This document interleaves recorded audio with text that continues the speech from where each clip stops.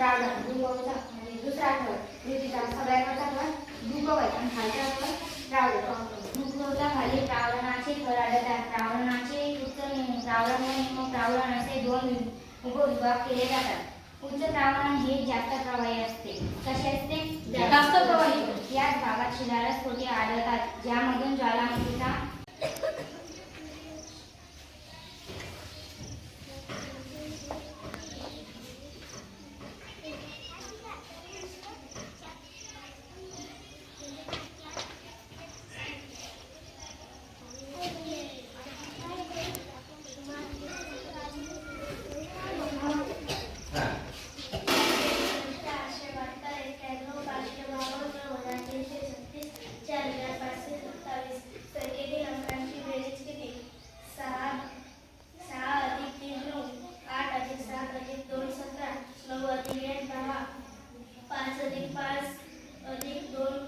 मुलांचा कार्यक्रम निश्चित असायचा.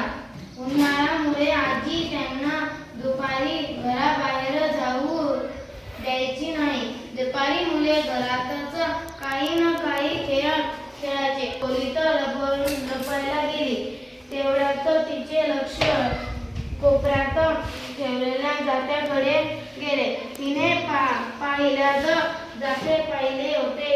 हे काय आहे असा पुटपुटत तिने आपल्या